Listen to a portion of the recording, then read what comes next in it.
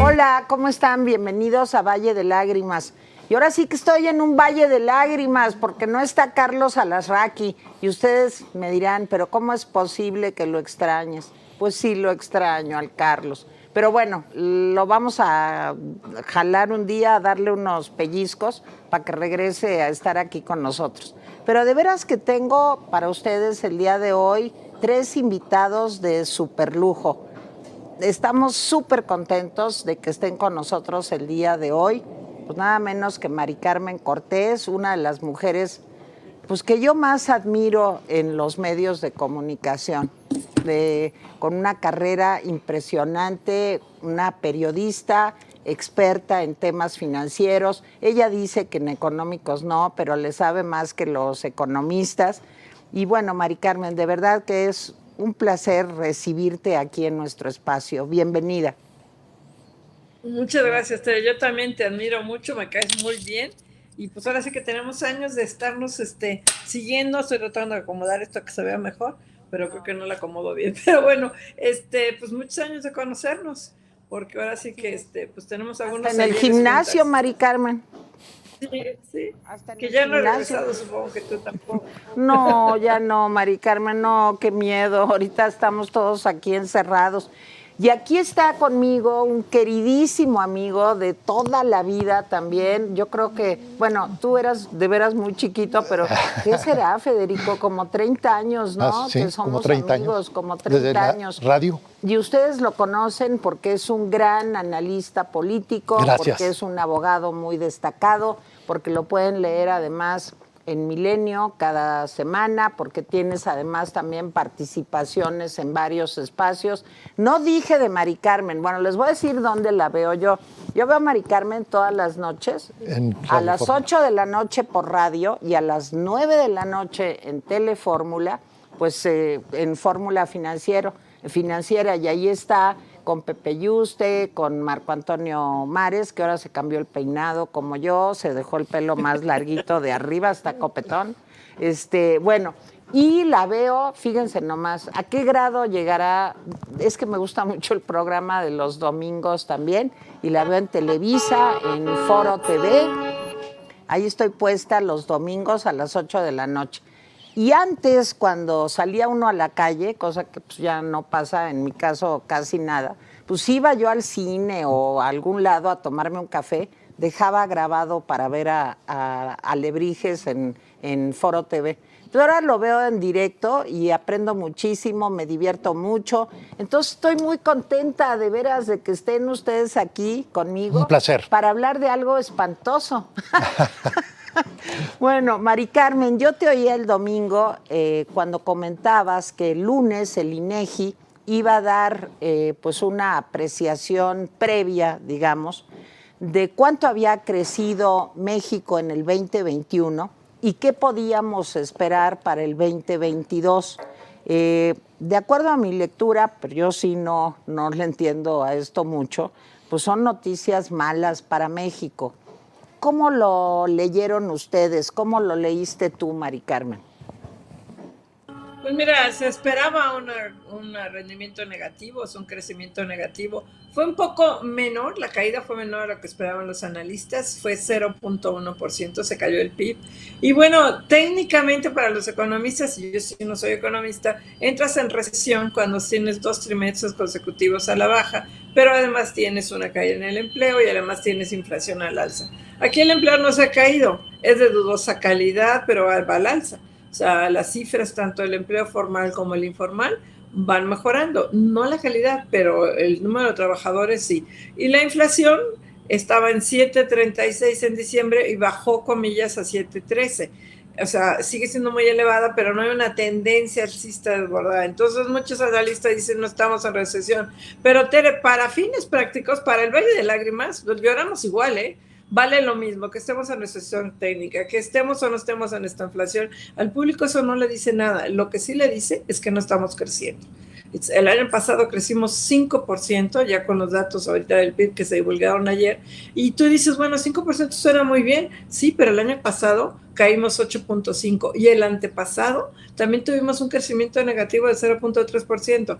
Entonces, ¿qué pasa? Que no hemos recuperado los niveles, ya no digas prepandemia, de 2018, los niveles de Enrique Peña Nieto que tanto criticó López Obrador, no sé cuándo se van a alcanzar, 2023, 2024, este año no.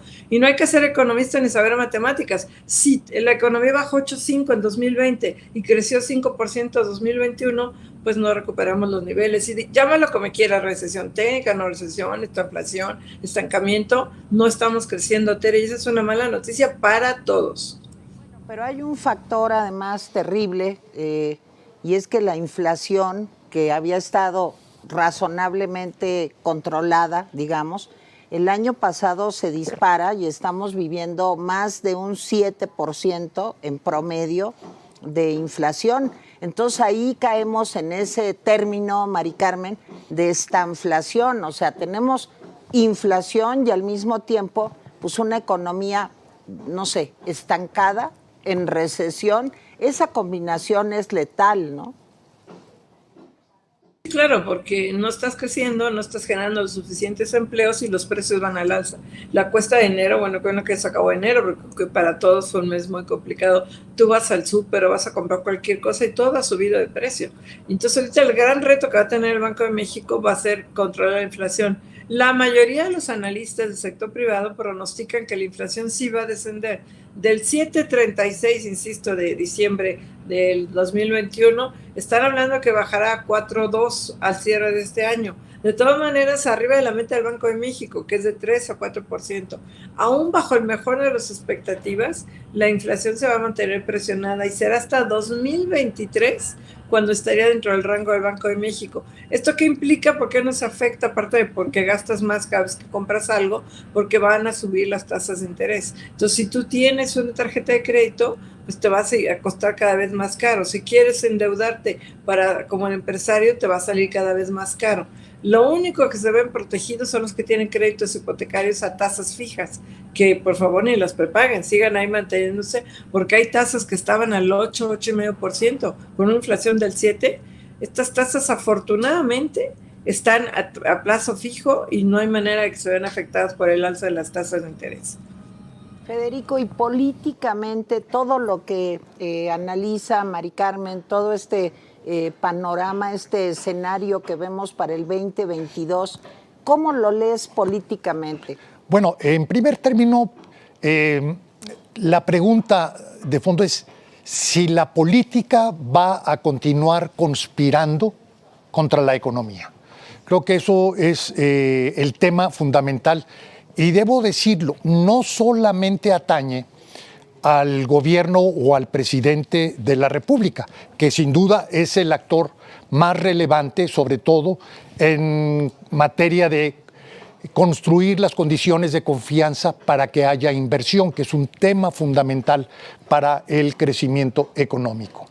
Lo que se está viendo en estos momentos es una coparticipación de la oposición, sobre todo si lo que estamos discutiendo ahora, o al menos la expectativa más relevante para lo que viene, es el futuro de la reforma eléctrica.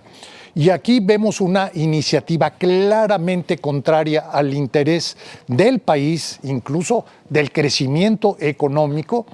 Y por otra parte también este juego de la oposición, especialmente del PRI. Estimo que el bloque opositor está fracturado desde el momento mismo que por iniciativa propia el coordinador de los diputados, Rubén Moreira, junto con el dirigente nacional del PRI, dicen que sí van a examinar, o sea, dan una suerte de visto bueno al proyecto legislativo que no fue consensuado, no fue acordado con el bloque opositor. Y aquí claramente lo que se ve es algo que es lo que más me preocupa. cuando los actores de la política actúan o empiezan a decidir, no en función de un sentido de responsabilidad, sino más que todo de oportunidad política. Claro. Lo veo por parte del presidente con mucha claridad, pero también ahora lo veo por parte de la oposición. Por ejemplo, el día de hoy, en una entrevista con Ciro Gómez Leiva, Alejandro Moreno, el tema fundamental no son las bondades o los problemas que pudiera haber en el proyecto presidencial. De lo que se trata es cuándo se va a votar. Y dice, votaremos después de las elecciones. Sí, claro. Es clarísimo que es un chantaje político donde de lo que se trata es condicionar el voto al resultado electoral de las 6 elecciones de gobernador que serán en junio. Pero bueno, cuando digo que si la política va a continuar conspirando contra la economía, esto no solamente lo veo por parte del gobierno, sino por el conjunto de los actores políticos, incluyendo esta parte de la oposición. Estimo que entre otros temas, pero diría que este es el de mayor peso en cuanto a crear las condiciones para la inversión y, consecuentemente, para tener un mejor crecimiento. O sea, Mari Carmen, yo no sé qué pesa más, esta desconfianza con relación a la reforma eléctrica, que como decía Federico hace un momento, pues enrarece, digamos, las posibilidades de que salgamos de este momento tan complicado, o la cuarta ola de COVID, que desde luego que ha venido a continuar, vamos a decir, trastornando pues, la vida de nuestro país y de todo el mundo, o si es el enfrentamiento, yo lo veo así, entre el presidente y el sector empresarial, este conjunto de factores el que está dando como resultado pues, este momento muy complicado que vivimos. ¿Cómo lo ves, Mari Carmen?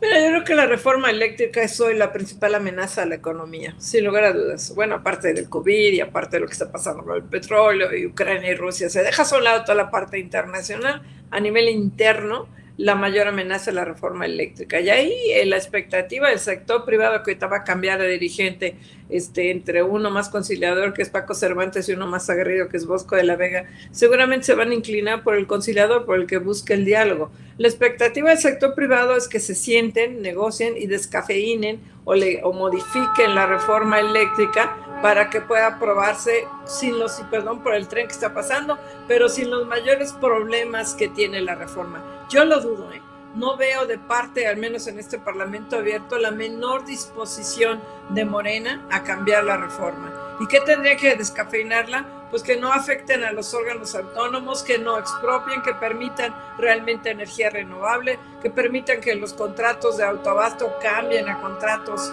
de mercado. Todo eso sería descafeinarlo y yo lo veo muy difícil. Entonces yo ahí sí coincido en que el mayor problema va a ser ahorita la reforma eléctrica, y se junta lo político con lo económico. Y el presidente López Obrador, cuando se le mete algo en la cabeza, no hay manera que se le quite. Pero ahora, yo siento que el Tratado de Libre Comercio, el TEMEC, podría de alguna forma moderar la reforma eléctrica o no. O sea, ¿no le va a importar eso tampoco a López Obrador? Se lo pregunto a los dos. Bueno, no lo sabemos, pero tal como dice Mari Carmen Cortés, la personalidad, el estilo de gobernar del presidente López Obrador no invita al optimismo.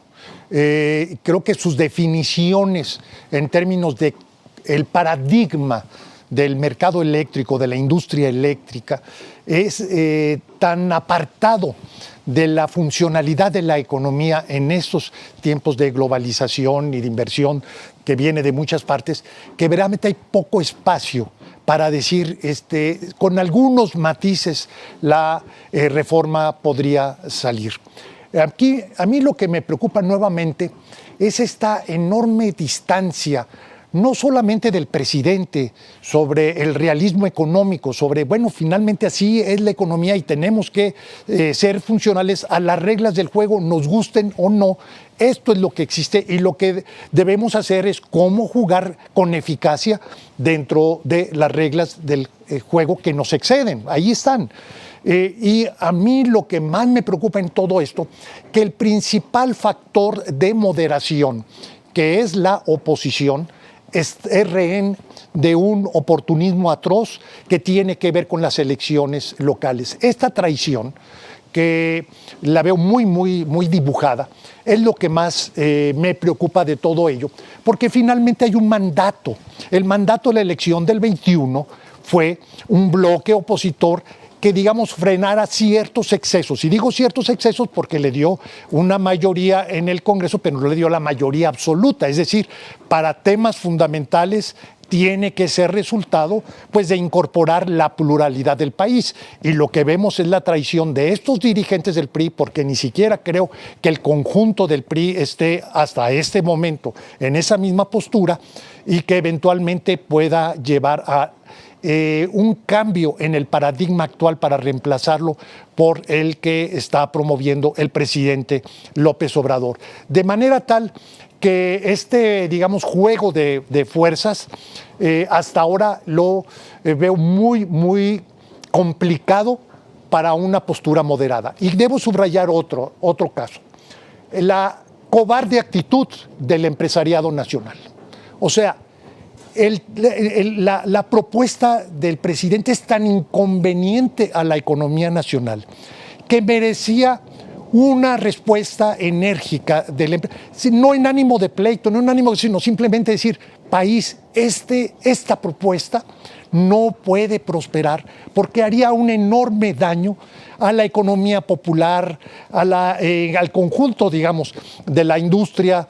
Y vemos una gran timidez, de manera tal que si en estos momentos hacemos un estudio de opinión sobre lo que piensa la gente, la mayoría de los mexicanos está fascinado con la propuesta presidencial. ¿Por qué? Porque no la conoce, entiende, porque no hay debate, claro. Y porque quienes están y que tienen razones fundadas para decir, señor, esto no funciona, no lo expresan, y al no expresarlo justamente vamos a una situación donde puede prosperar un proyecto legislativo evidentemente contrario al interés nacional. Bueno, pero a ver, Mari Carmen, el TEMEC podría ser ese freno que Federico Berrueto no ve en el empresariado. Ahora, yo he visto también en el empresariado batallas importantes como la de FEMSA. O sea, FEMSA se ha estado defendiendo del ataque diario, pues con relación a la reforma eléctrica, la pasión que siente el presidente por atacar a OXXO, una parte importante de FEMSA, siendo el mayor empleador del país. El TEMEC y algunos empresarios que sí están dando la batalla, ¿pueden ser un freno para la reforma eléctrica o no? Mira, yo coincido con Federico, faltan empresarios con pantalones blindados. José Antonio Fernández Carvajal de FEMSA los tiene, este video que subió en el que con un recibo de la compañía de luz, de la compañía federal de electricidad, de la CFE, con un recibo demuestra que paga más luz una tienda OXXO que una familia mexicana promedio, y lo pone ahí a la luz en el video. Pues lo ocasionó unas severas críticas en la mañanera, le echaron la andanada, que vaya que ven que se defiende. La respuesta del gobierno es tan fuerte, y además tiene a la UIF, que los empresarios están muertos de miedo y seguramente tienen muchas colas que le pisen el pago de impuestos, que pues están muertos de miedo de que les vayan a hacer algo. Entonces sí es cierto que hace falta dirigentes aguerridos. Vamos a ver qué pasa con el Consejo Económico Empresarial. Está en este proceso, y yo te decía, entre los dos candidatos, el aguerrido, que es Bosco de la Vega, y el que es más conciliador, que es Paco Cervantes. Yo me quiero pensar que van a optar por el conciliador. En plena reforma eléctrica, en plena discusión, se presenta, creo que ya la semana próxima, el nuevo paquete de infraestructura. Van a ir toditos agarrados de la mano otra vez a Palacio Nacional a firmar este acuerdo de infraestructura. Se han firmado 3 y no han servido para nada, no hay seguimiento. O sea, el mismo Gabriel Llori, su secretario de Hacienda, ya que lo entrevistábamos, decía, es que no se ha reactivado el crédito porque no hay demanda de los empresarios, no hay demanda porque no están invirtiendo porque tienen miedo de invertir. Si se prorroga hasta diciembre, hasta junio o hasta agosto, hasta el mes que sea, la discusión sobre la reforma eléctrica, se va a mantener la incertidumbre. ¿Sí o no? Morena va a tener el apoyo de diputados del PRI, de legisladores del PRI para votarla. Solito no puede, es un hecho. Es una reforma constitucional, pero todos los que se echan para atrás son muchos. ¿Qué garantía tienes tú de que a la hora de la hora no haya priistas o de otros de oposición que se vayan a mantener unidos y que digan, no, pues ahora sí, pues bueno, pues votamos por la reforma? Y faltan otras 2 reformas constitucionales, la del INE, que la quiera desaparecer, y la de la Seguridad Nacional, que quiere que la Guardia Nacional se pase a la Secretaría de Defensa. Esas 2 reformas las anunció desde su última forma de gobierno y no las ha enviado. Ojo, todas estas van en detrimento de la democracia en este país, todas. ¿Qué va a pasar con la revocación de mandato? Va a fracasar, va a ser un fracaso, y entonces le va a echar la culpa al INE y de ahí se va a seguir para decir que el INE no sirve. Pero a ver, perdónenme que yo sea tan necia con el TEMEC, pero es que después de que vino esta comitiva de Estados Unidos a entrevistarse con Marcelo Ebrard, con Rocío Nale, con el presidente, no queda un rayito de esperanza, digamos, de que justo porque es muy perjudicial para México violar el tratado, pueda caber un poco la cordura en el presidente. Perdón que necé yo con el TEMEC. Podría ser, pero te pongo un ejemplo, Iberdrola. Iberdrola ayer vencieron su contrato de 20 años de un contrato de autoabasto. Los malditos contratos de autoabasto, que efectivamente eran contratos que tenían condiciones muy benignas para las empresas. Pero en lugar, que lo ha dicho también el sector privado, en lugar de regular mejor, quieren desaparecer a toda la autogestión o la generación del sector privado en energía eléctrica. O sea, porque una rama está mal, quieres quitar el árbol. Lo ha dicho hasta el cansancio el CCE, eso sí ya lo ha dicho. Entonces, ¿qué pasa con Iberdrola? Iberdrola solicitó su cambio ante la CRE, que por ley tiene 20, la ley actual, la que no se ha modificado, tiene 20 días para responder, no respondió, se fue a otro amparo, ya le respondió, le dijo que no. Ya desde ayer, pues están 137 empresas en el limbo, presionadas por la Comisión Federal de Electricidad para que se vayan para ahí. ¿Y qué puede hacer Iberdrola? ¿Qué has visto tú de Iberdrola en los medios protestando? Lo que va a hacer es, porque tiene que defenderse de tribunales internacionales, y allá hay también un tratado de libre comercio, el de la Unión Europea. ¿Cuánto tiempo va a tardar esto? Pues 4, 5, 3 años, no sé, Tere. Tardan mucho tiempo estos tribunales internacionales. En el INTE ya se fue López Obrador. Él dice que no voy a dejar ninguna obra inconclusa, pero lo que sí va a dejar son conflictos internacionales si se aprueba la reforma. Es tan grave la aprobación de la reforma que a lo mejor no se aprueba, Tere. Hay muchos que apuestan a que el sector privado por eso está tan agachado, porque cree que es tan malo, sería tan malo para el país, que entonces ya a la hora de la hora no se va a aprobar.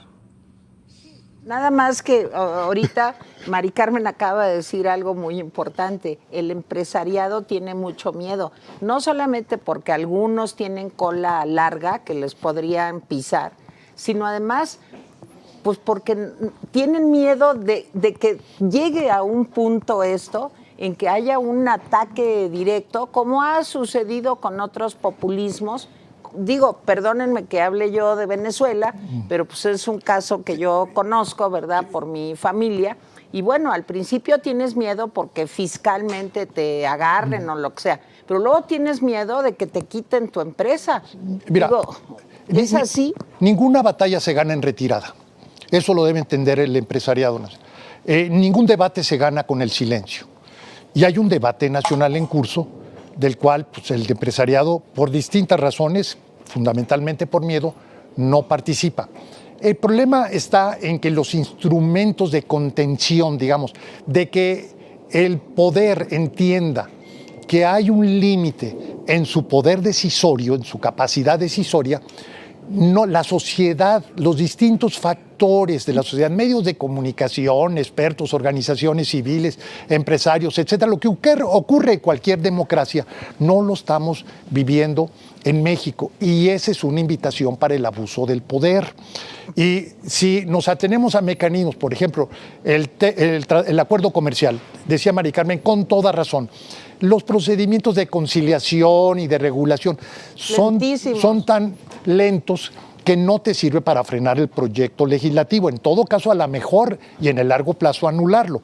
Pero de entrada se aprueba. Y esto te genera un gran problema en términos de certidumbre económica. Otra tesis del empresariado, que alguien más le haga el trabajo, o la oposición o el gobierno norteamericano. El gobierno norteamericano no le va a hacer el trabajo, al menos el gobierno de Biden no lo puede hacer. ¿Por qué? Porque la agenda de Biden no se corresponde a las prioridades de la economía nacional. El tema migratorio tiene un peso tan grande. Y somos el muro. Y somos el muro, entonces tiene cartas muy fuertes el presidente López Obrador para negociar con el gobierno del país vecino, más ante la víspera de las elecciones en el Congreso, en las cámaras de Estados Unidos, que no da para pensar que el gobierno norteamericano va a hacer el cruzado para defender, digamos, para que el gobierno mexicano entrara en razón. Entonces, aquí lo que se tiene que hacer es que cada quien haga su parte y, sobre todo,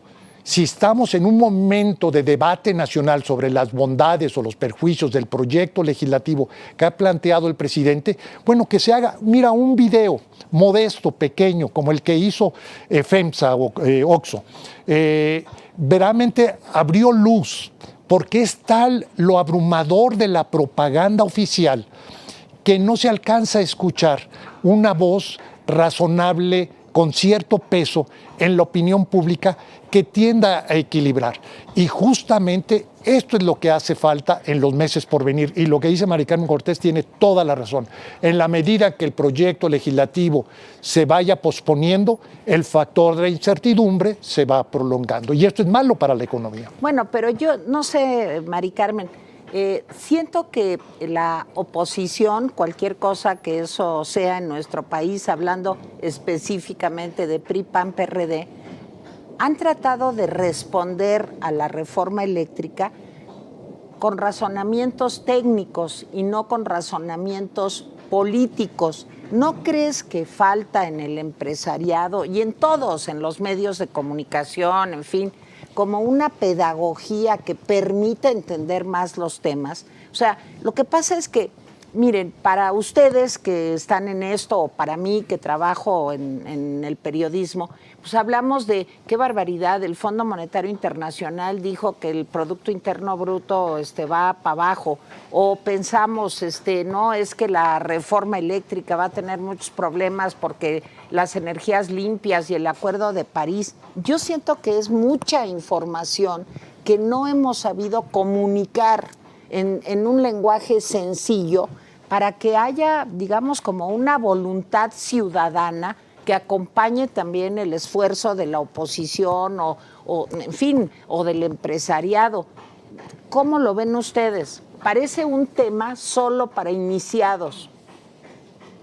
Mira, el problema es la mañanera. ¿Cómo compites con las mañaneras? ¿Cómo compites con el presidente López Obrador todos los días, con 2 horas al día, con todos los medios diciendo muchas veces mentiras? ¿Cómo compites? ¿Cuántas horas al día necesitas? ¿Qué cobertura necesitas para poder tú decirle a la gente qué son los contratos de autoabasto? ¿Por qué no son tan malos como dice el gobierno? ¿Qué va a pasar con las energías renovables? Sí, las empresas no lo salen a defenderse.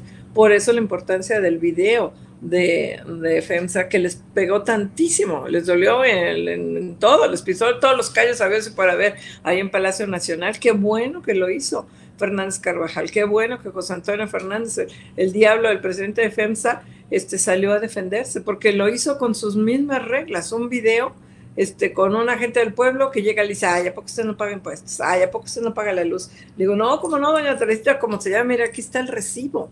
A mí cuando vi el recibo dije, muy bien hecho. Y miren, nosotros pagamos 2.51 pesos kilowatt por hora y usted paga uno no sé qué, 1.50, 1.57. Entonces ahí están los datos que no ha desmentido el gobierno porque son reales.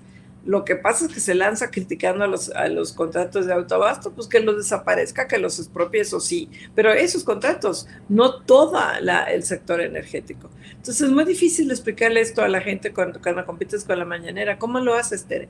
Por más esfuerzo que hagamos nosotros en nuestra trinchera, es una trinchera individual. Las redes sociales son las que pueden pesar más, y la prueba es lo que pasó con la casita de Houston de la nuera, no de la señora. Como le dijo López Obrador, donde se ve que le cae en el hígado a la esposa de su hijo. Pero bueno, esta casita de Houston es así. ¿Cómo están todos los memes y cómo están las redes sociales al full criticando al hijo, a José Ramón López Beltrán, por esta vida millonaria que se está dando a costa disque de la esposa, ¿no? Fíjense que yo siento que hay una frase de Borges que cae perfecta en este momento.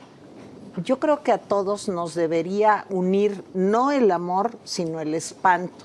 Y ahí es donde lo que decía Federico Berrueto tiene mucho que ver. Perdón, me estoy comiendo una pastilla y ya se me está atragantando.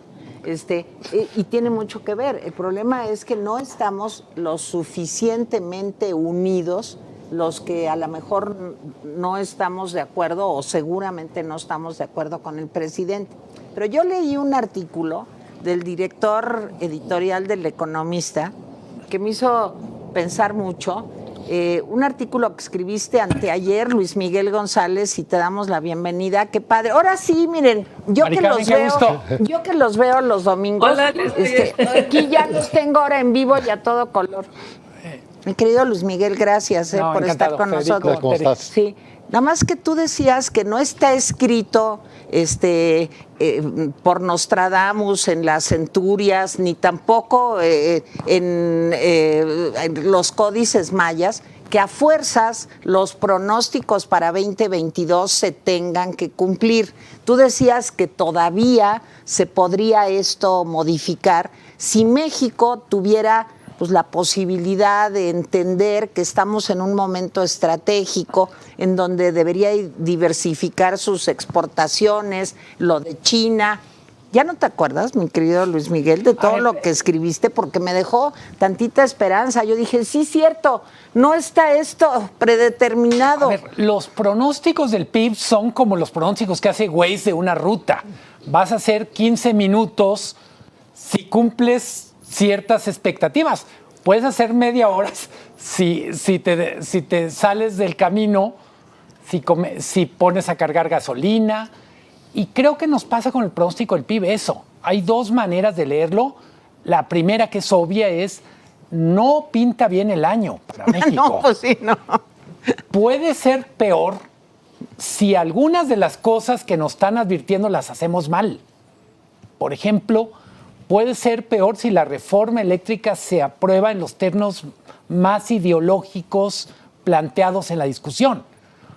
Pero también podría ser menos peor o incluso mejor si, por ejemplo, empezamos a ver desde el gobierno una estrategia para traerse inversión que ahora está en China, el famoso nearshoring. Creo que como país no hemos entendido el tamaño de oportunidad que eso representa.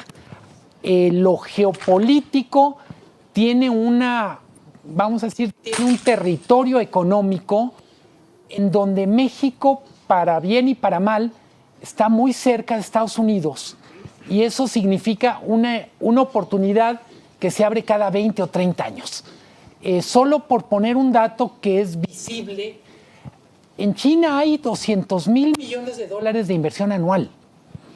No todo se va a salir de China, pero vamos a decir que competimos con una parte de esa inversión que va a salir de China y que podría llegar a México si se hacen las cosas.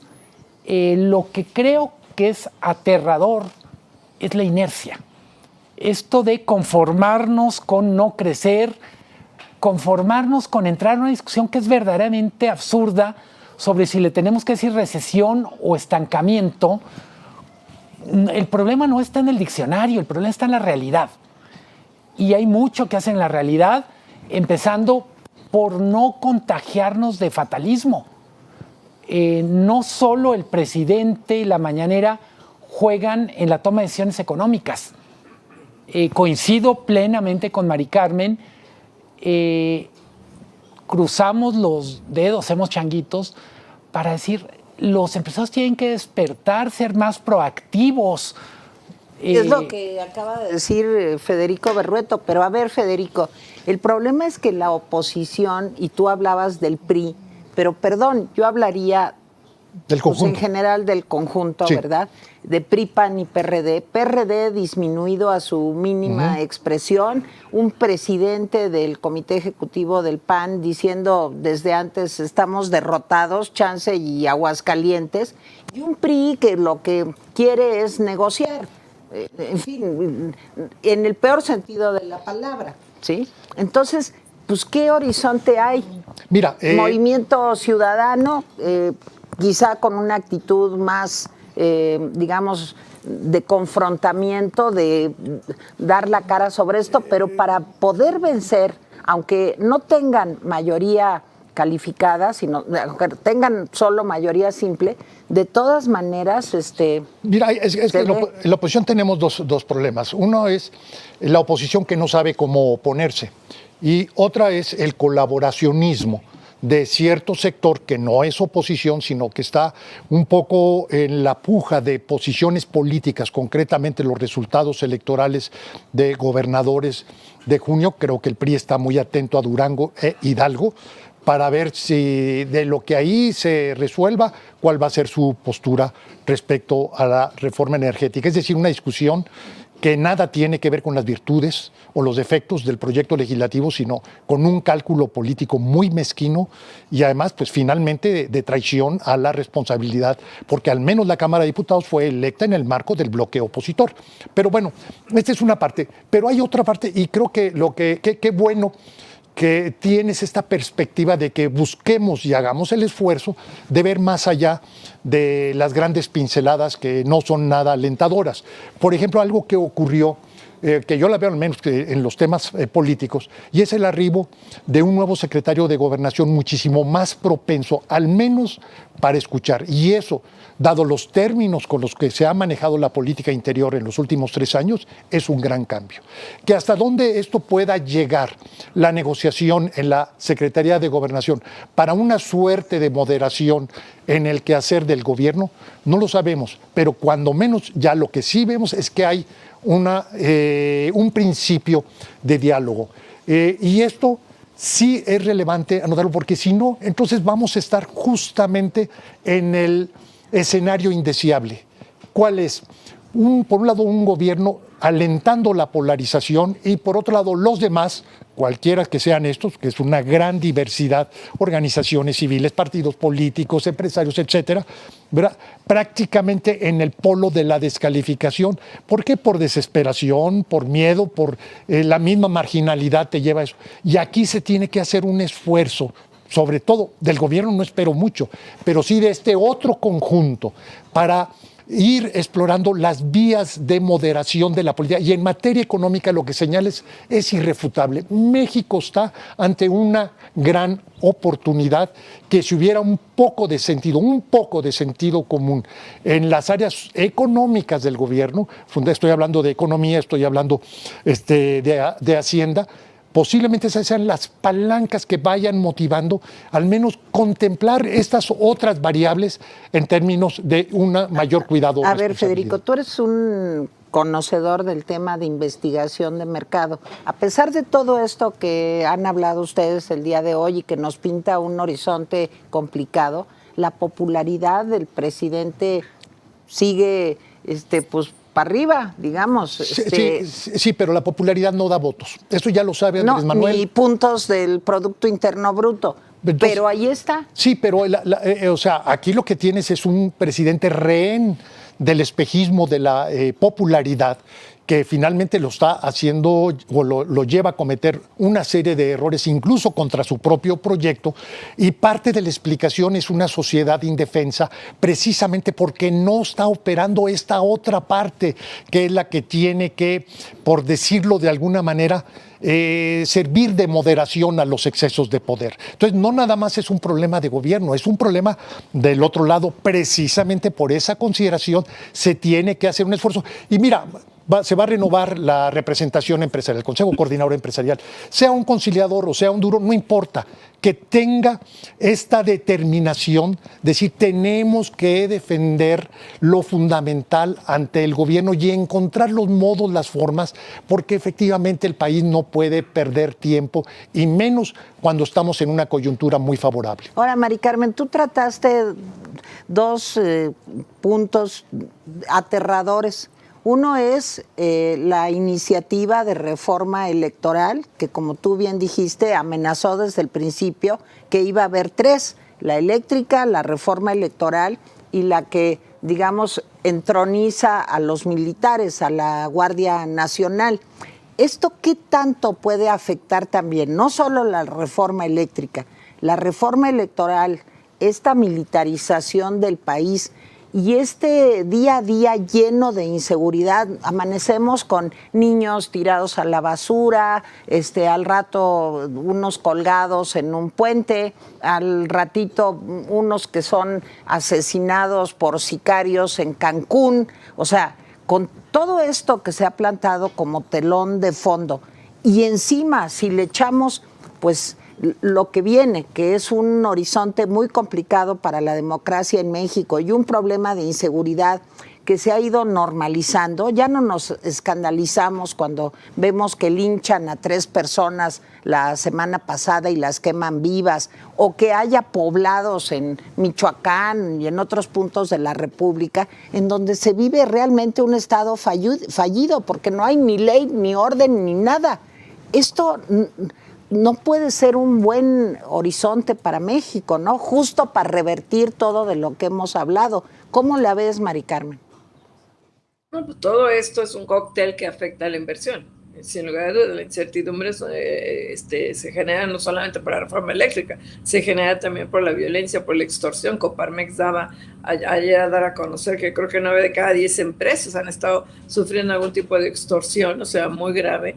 Las empresas están luchando en un entorno con un SAT cada vez más fiscalista que está ahí encima de ellos, que bueno que los obliga a pagar bien impuestos, eso no me parece mal, con una UIF que amenaza a actores políticos que tú no sabes si atrás de la UIF y ahorita desde Santiago Nieto, ahorita con Pablo Gómez, hay intereses políticos o intereses realmente para controlar el lavado de dinero, no lo sabe, las empresas están asustadas. Y desde luego, ¿qué está pasando con nosotros como sociedad? Que hay como un desvaloramiento, no sé si la palabra es la adecuada, del ser humano cuando es narco. ¿Qué pasó con los turistas canadienses que murieron en Xcaret? Primero fue un escándalo porque eran turistas. En cuanto se dijo, no, eran delincuentes, tenían una banda, bueno, entonces ya no valen, entonces no importa. O sea, ¿qué pasa ayer con este periodista Toledo, que si no era periodista, que si era un abogado? Y dice el gobierno, no era periodista, entonces no importa. Si era abogado y estaba relacionado con algún momento con el narco, entonces lo puedes matar. Se vuelve ante la opinión pública como que no importa, los colgados eran de pues son grupos que se están peleando, pues no pasa nada. Ya como nosotros como sociedad, ya no estamos acostumbrados a que los narcos se maten, y si mientras sean narcos no te escandaliza. Te escandaliza cuando haya una pobre persona que está muerta en el fuego cruzado, pero todos son seres humanos, todos mueren. Lo mismo con el COVID. Nada más son 400 muertos, ¿cómo que no más? Es que se había 1000, vamos a la baja. Pues sí, pero 400 son un chorro. Se está muriendo mucha gente todavía de COVID en este país y parece que no pasa nada. Como sociedad nos hemos acostumbrado a la muerte de la violencia, desafortunadamente, a ya no ver las notas de los colgados, a ya no ver también las notas de la violencia contra las mujeres. No pasa nada. Salmerón renuncia como embajador a Panamá, pero lo van a nombrar no sé qué en el gobierno de López Obrador, aunque sea un acosador con denuncia en su contra. La gente se está acostumbrando, Tere, eso es muy peligroso y muy dañino para la sociedad en su conjunto. Ayer, aparte, para acabarla de amolar, no solamente hablamos de la violencia, que es una pésima imagen para México. ¿Quién va a querer venir a turistear o a invertir o a lo que sea? O sea, qué miedo, a lo mejor me matan. Sino además ayer Estados Unidos pone alerta máxima a visitar a México, está en el número 4, por el contagio del COVID, porque realmente el manejo de la pandemia en México pues no ha sido el más adecuado, como todos sabemos. Entonces, todavía, Luis Miguel, ¿crees que no está grabado en piedra el desastre del 2022? O sea, como que yo veo puras cosas en contra, pero a lo mejor yo soy una pesimista terrible. No, a ver, mi argumento es el pronóstico es una indicación de probabilidades, es una fotografía en un momento. Si vemos la historia de los pronósticos, para ponerte más pesimista, te diría, casi siempre los pronósticos son corregidos a la baja. Es rarísimo el año en donde el pronóstico sea reajustado hacia arriba. Lo que lo que yo quiero enfatizar es el pronóstico nos está prendiendo focos en el tablero para decir, hay que poner cuidado. Escuchando a Mari Carmen, escuchando a ti, a Federico, yo diría, hemos aprendido, no de estos años, sino de toda la vida, lo económico expresa otras variables que no son económicas. A la economía mexicana le duele la política, le duele la inseguridad, le duele la salud. Y en buena medida el no crecer expresa que la seguridad no está funcionando, que la política de salud es un desastre, pero también expresa que en muchos casos lo económico pasa a segundo término por la gravedad de los otros temas.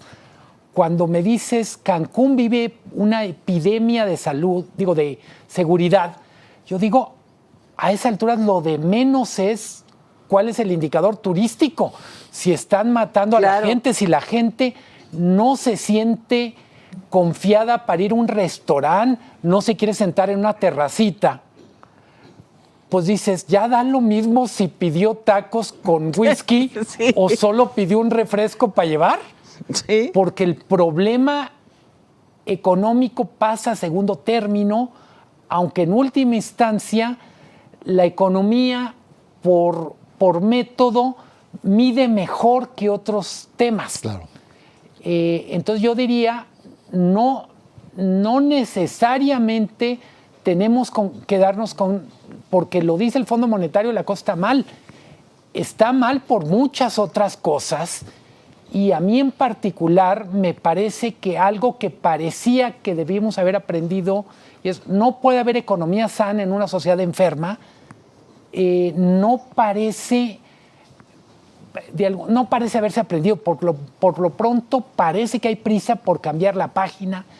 Un tema del que tú sabes infinitamente más que nosotros, salud mental.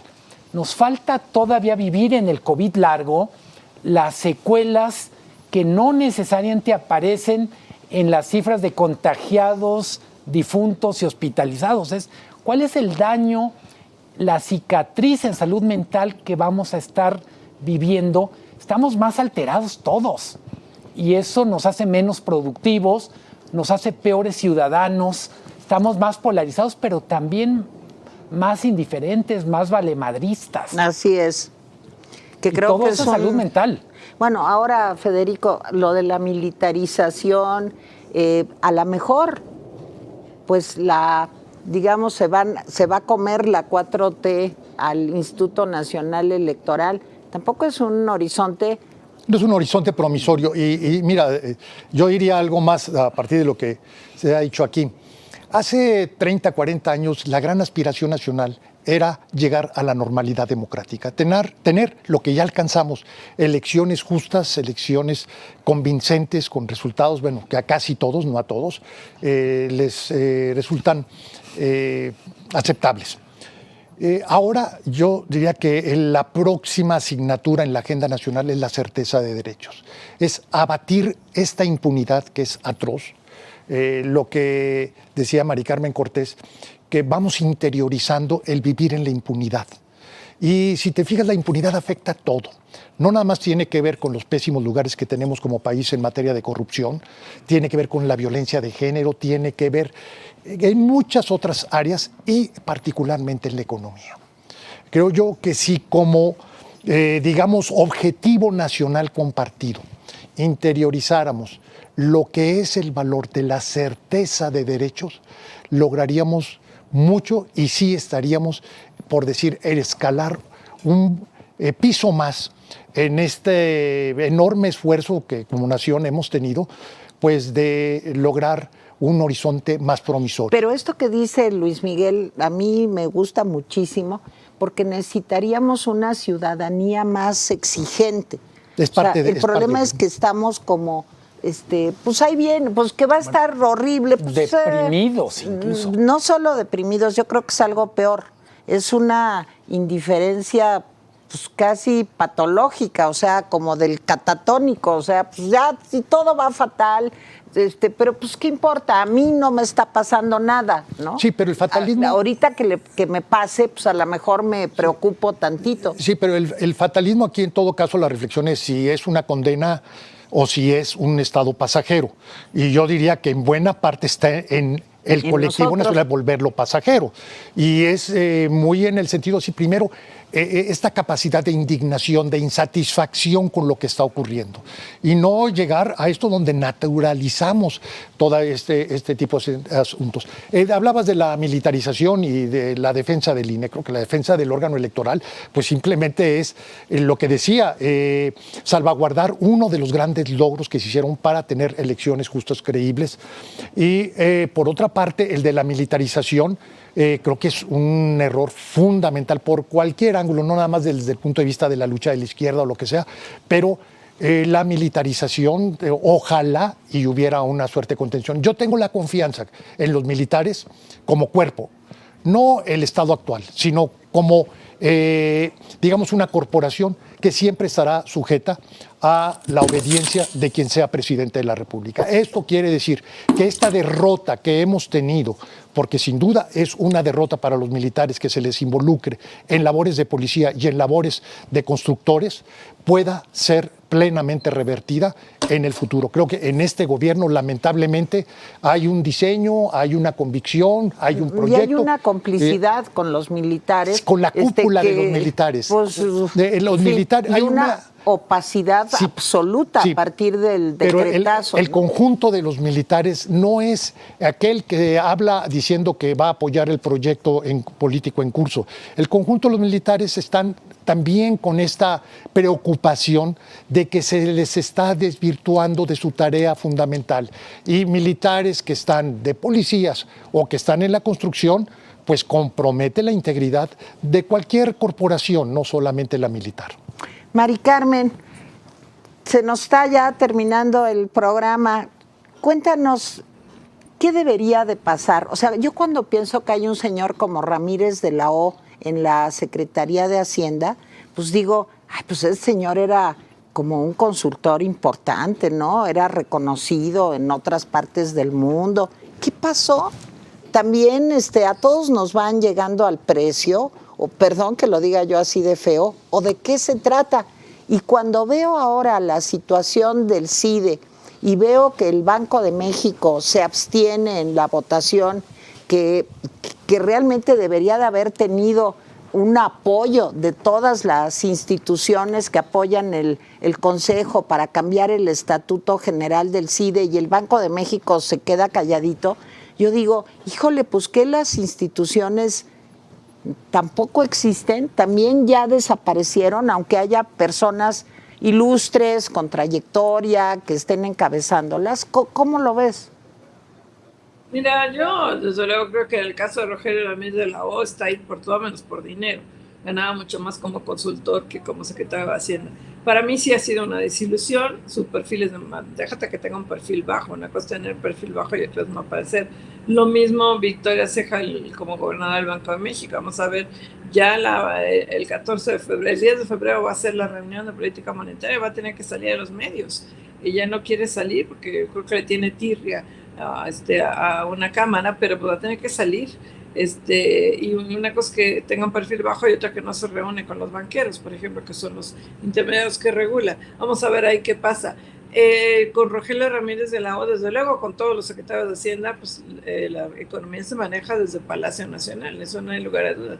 Quien maneja la economía en ese país es el presidente López Obrador, y los secretarios de Hacienda pues o renuncian, como fue el caso de Carlos Ursúa, o lo corren con la esperanza que le dé el Banco de México y luego lo mandan al diablo, o se agachan, como el caso de Rogelio Ramírez de la O, decirle que no al INE para otorgarle los recursos que ayer le dijeron que no hay dinero, pues va a implicar una revocación, una consulta popular que va a ser muy mala, y eso le van a echar la culpa al INE. Yo no veo a la Secretaría de Hacienda bien, con una obsesión de López Obrador, algo bueno, es que no haya un mayor déficit público. No quiere pasar la historia como López Portillo.